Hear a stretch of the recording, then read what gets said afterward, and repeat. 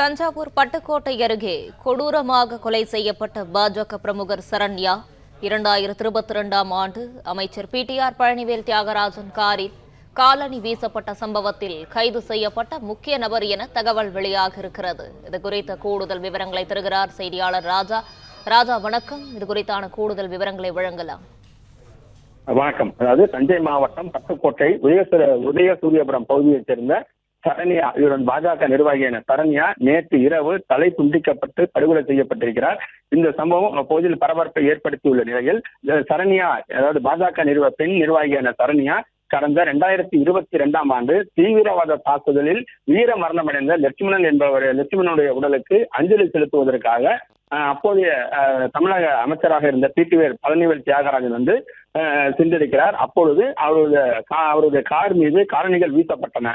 இந்த வழக்கில் அப்பொழுது அந்த வீடியோ பதிவின் மூலம் யார் காலனி வீசினார்கள் என்று சோதனை செய்த போது ஒரு பெண் கைது செய்யப்பட்டார். அந்த பெண் தான் இந்த சரண்யா என்பது தெரிய வந்திருக்கிறது.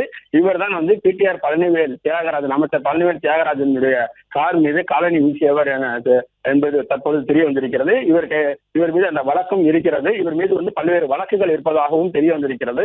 அதோடு மட்டுமல்லாமல் இவரது கொலைக்கு இருவேறு காரணங்கள் சொல்லப்படுகிறது.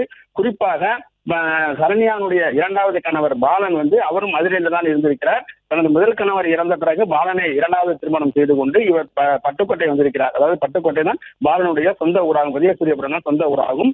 பாலனுக்கும் ஏற்கனவே திருமணமாகி அவருக்கு 2 குழந்தைகள் இருக்கிறார்கள். அவர்கள் மதுரையில் இருக்கிறார்கள்.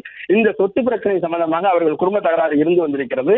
இதன் காரணமாக அந்த கொலை செய்யப்பட்டிருக்கலாம் என்ற கோணத்திலும், அதோடு மட்டுமல்லாமல் சரண்யா கொடுக்கல் வாங்கல் செய்திருக்க, நகை தம்பல் கொடுப்பது, நகை நகைக்கு பணம் கொடுப்பது போன்ற செயலும் ஈடுபட்டிருக்கிறார். இந்த முன்விரோதம் காரணமாகவும் கொலை செய்யப்பட்டிருக்கலாம் என்ற இருவேறு கோணங்களில் காவல்துறையினர் விசாரணை நடத்தி வருகிறார்கள். 2022ஆம் ஆண்டு அமைச்சர் பிடிஆர் பழனிவேல் தியாகராஜனுடைய கார் மீது காலணி வீசிய முக்கிய குற்றவாளியான சரண்யா தான் தற்பொழுது பட்டுக்கோட்டையில் தலை துண்டிக்கப்பட்ட நிலையில் கொடூரமாக கொலை செய்யப்பட்டிருக்கிறார். விவரங்களுக்கு நன்றி ராஜா.